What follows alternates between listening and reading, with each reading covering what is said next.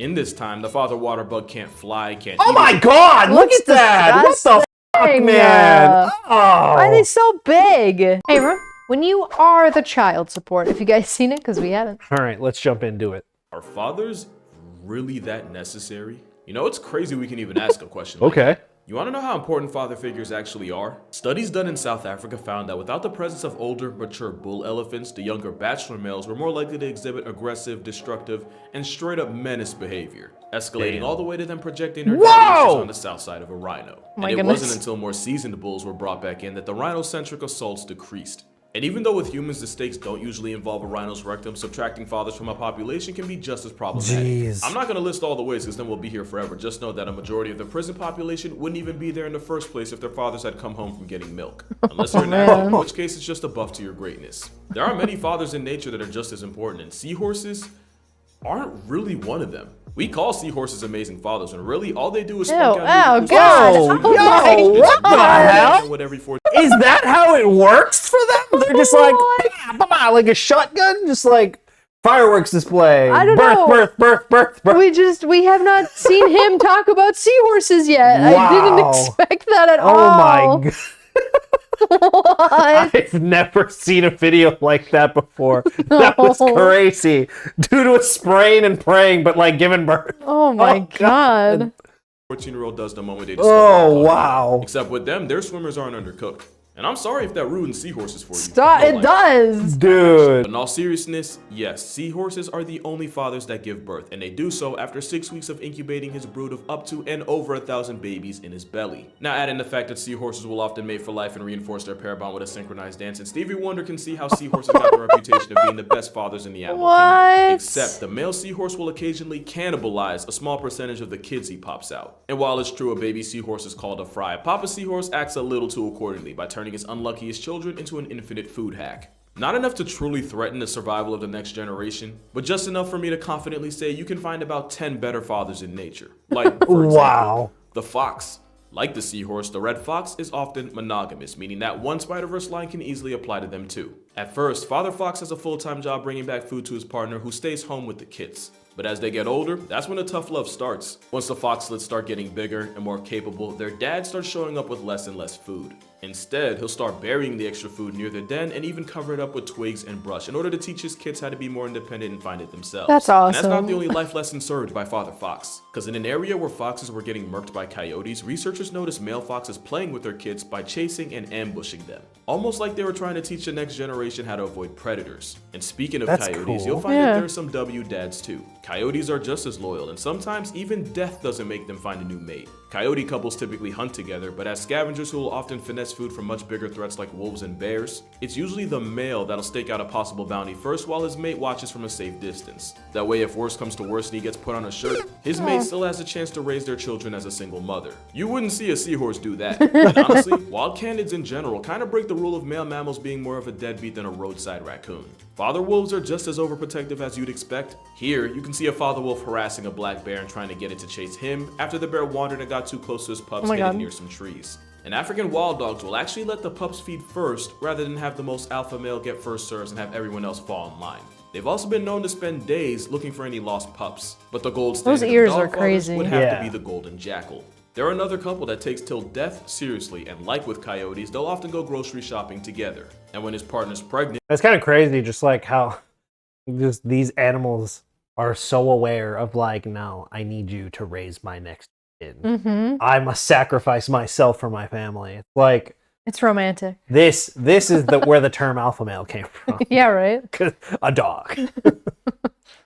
Father Jackal digs a burrow for his mate to rest in, and he'll defend that den with his life if it gets to that point. And once the pups are born, the male jackal will go to any lengths to find enough food, even if it means squaring up with wild boars or stealing food from right under the nose of tigers or wolves. And even though he risks everything for food, most of what he eats just gets regurgitated back at the den for his kids. They're top tier dads, because if anything ever happened to the male jackal, there's a good chance the mother wouldn't be able to keep the kids alive on her own. So yeah, wild dogs seem to mostly beat the deadbeat dad allegations, but at least they have a partner they can count on. Meanwhile, the great value ostrich of the Andes has to hard carry the whole bloodline by himself. Maria is a player who runs game on up to 10 females who all take turns dropping eggs in his nest. That's about as far as Mother Rios contribute, as they leave the male to look after the massive family by himself. Daddy Rhea will Damn. eat Wow. a quarter of the food he normally would, since he'd rather starve than leave his nest of up to 60 eggs unsupervised for too long. 60? Being a stay-at-home single father only gets more difficult after they hatch, where Latin Big Bird acts as their bodyguard, while also teaching his class of chicks where to find food and where to best avoid becoming it. All while his baby moms try out every flavor of male like samples at a mall, because female Rheas are for the whole prairie. But I'm pretty sure the father Rhea likes it that way, since once the eggs are laid, he'll chase off anything with a pulse that even looks at them the wrong way, even if anything includes an amorous female. Daddy Rhea puts his actually that sounds kind of gross. Father Rhea puts his kids first, but he's not the only member of the rat-type family that does. Cass warriors are like if nature engineered an animal with the sole goal of f***ing with my sanity. But even this Jurassic drumstick finds time to be an S-tier father. Female cassowaries also social distance from their eggs and children, leaving the parenting all up to the male. And even though cassowaries are actually really shy and would rather run from smoke than to it, a male will turn it up to 100 if his children are involved. And just like his cousin the Rhea, the blueberry-flavored paralysis chicken spends 9 months raising his clutch of chicks, teaching them how to survive until they can successfully do it on their own. In fact, cassowaries are such devoted dads that the whole reason we call them the most dangerous bird in the world is likely because of the lengths we've seen them go to protect their children. In 2012, a photographer was charged and yeeted off a cliff by a hostile cassowary that I am now willing to bet had 10 kids in the area. But considering both them and Rheas have to carry the well-being of their entire family on their backs, I don't blame them for lashing out. Dude, it's shoot first, ask questions later when it comes to these birds. Because like they also have what, 60 he said at a time? Well, 60 eggs that are left. Who knows how many make it to the end? And they're like, imagine being so anxious of all 60 of your kids and you know you can't protect them all. Yeah. I mean, you're just on edge constantly. Of course, and he's doing it alone. Yeah. And like I would even say like, oh my God.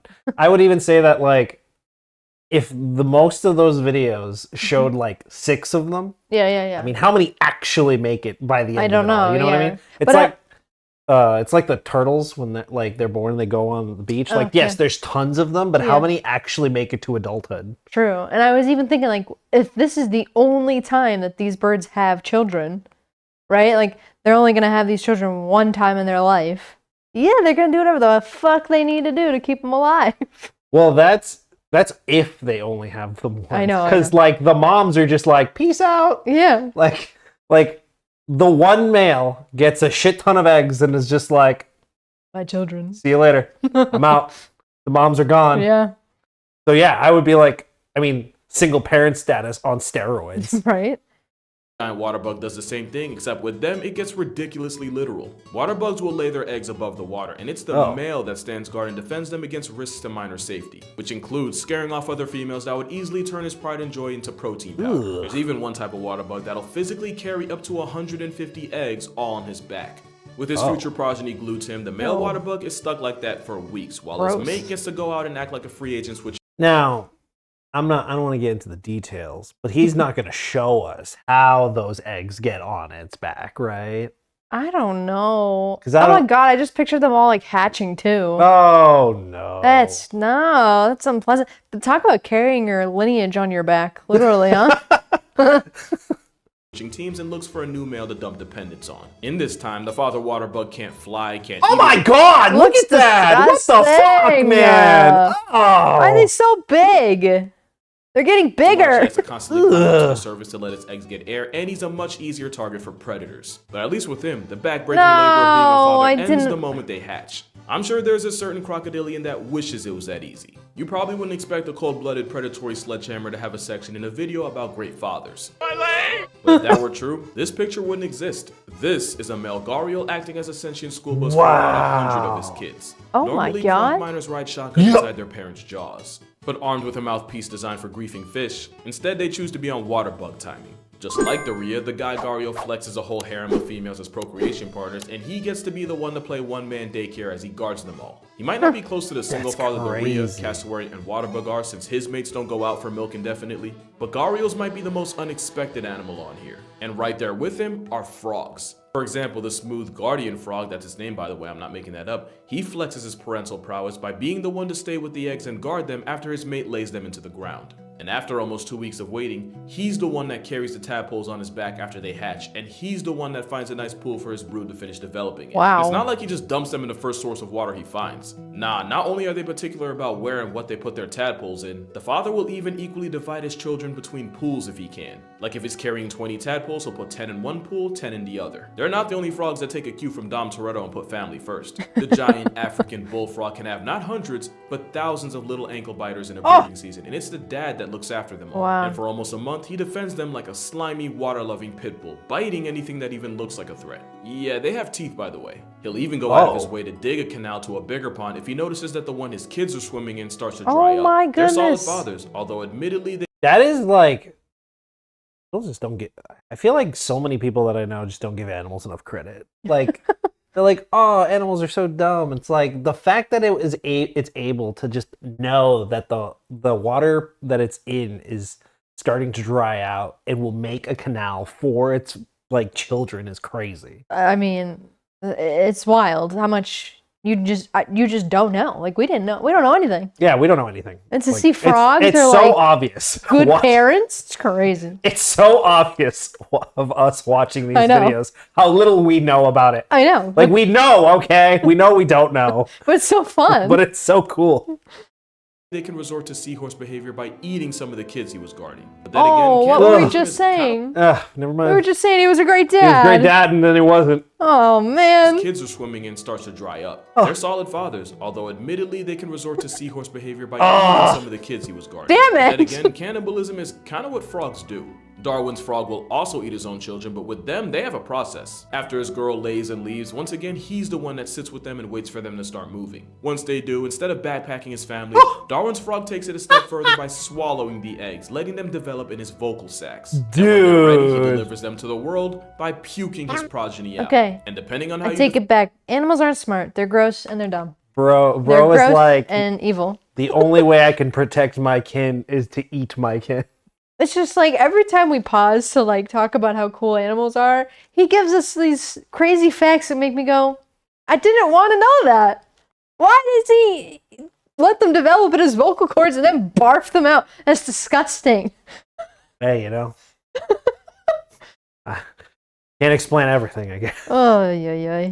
find birth, you can argue that seahorses aren't the only fathers that qualify for paternity leave. They're definitely not the only fish. Another unlikely superhero father is a type of fish known as the stickleback. It starts with the male stickleback creating a nest for his females to lay their eggs in, and he holds the nest together using a special glue formed by his kidneys. That stuff isn't exactly easy to make, and the stronger the current of the river he's in, the more kidney glue he has to use in his house. And sometimes the cost of making his own product means he dies soon after spawning. But the ones that don't get Mufasa in the process revolve their entire lives around their families. They constantly have to chase off jealous rivals, and he'll spend most of the day fanning his clutch of eggs so that they can get enough oxygen while also washing away parasites and waste.